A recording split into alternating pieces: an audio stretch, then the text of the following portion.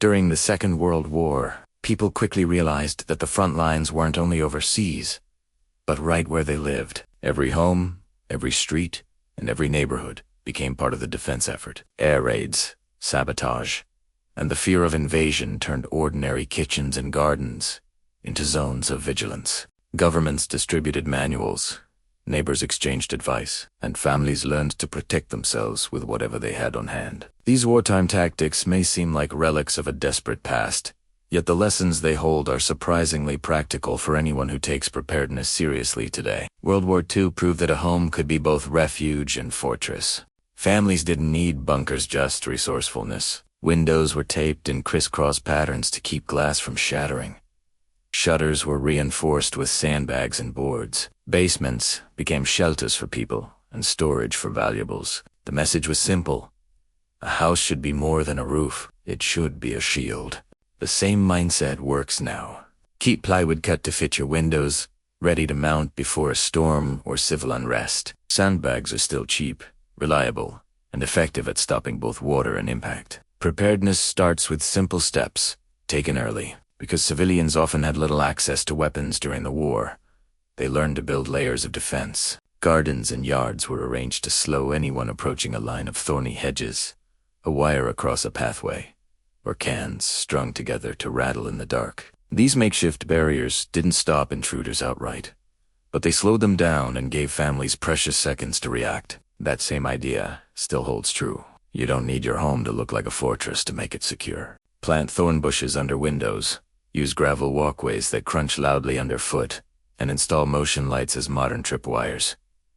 Defense begins with awareness, not aggression. No household stood alone in wartime. Communities knew that safety was strongest when shared. Neighborhood watches weren't only about spotting planes overhead. They were about keeping an eye on one another. Families took turns keeping watch, checked on the elderly, and used coded signals, a special knock on the door, a lantern switched off to warn of danger. That network of trust meant no one family carried the burden by itself. Today, that lesson is just as powerful. Build relationships with your neighbors. Share communication tools, like radios or group messages, and agree on simple signals for emergencies. The best defense isn't isolation, it's cooperation. Not every wartime defense was physical. Some of the most effective strategies relied on concealment. In occupied territories, families made their homes appear empty or unimportant. Curtains stayed drawn, paint was left faded, gardens grew wild, and valuables were hidden beneath floorboards or buried in the yard. To seem ordinary was often the safest choice.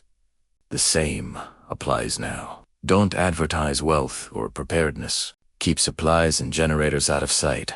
Avoid showing off what you own, and keep your home discreet. Sometimes the best defense is simply not being noticed. Weapons were rare in those years, so people relied on deterrence. They made intruders hesitate with noise traps, reinforced doors, and barking dogs. Pots of boiling water on stoves were ready not for combat, but for confidants, the knowledge that they could act if they had to. For modern households, the principle remains: reinforce doors with longer screws and stronger locks, and keep practical tools nearby. Even a loyal dog still serves as both companion and early warning system. The goal is not confrontation, but prevention. Perhaps the greatest strength of wartime families wasn't what they had, it was what they practiced. They drilled their routines until everyone knew exactly what to do. Children learned not to panic when sirens sounded. Bags were packed with essentials long before the term go bag existed. Discipline turned fear into readiness and made ordinary people resilient in extraordinary times.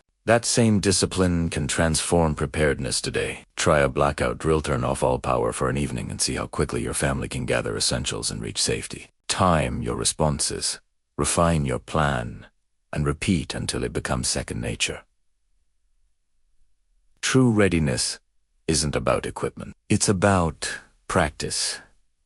The forgotten defense tactics of the Second World War, War and Tea, born in military manuals day, came from kitchens, gardens, and small-town streets. They were created by ordinary people thrust into extraordinary situations, and they worked. What they left behind is more than history. It's a toolbox for anyone who values resilience today. Reinforce your home. Create layers of defense. Build trust with neighbors. Use concealment wisely. Practice discipline. Because real home defense has never been about weapons alone, it's about foresight, cooperation, and calm under pressure. The families of the 1940s proved that even in chaos, courage and preparation can turn any house into a stronghold. Their wisdom still stands, waiting for those willing to learn from it.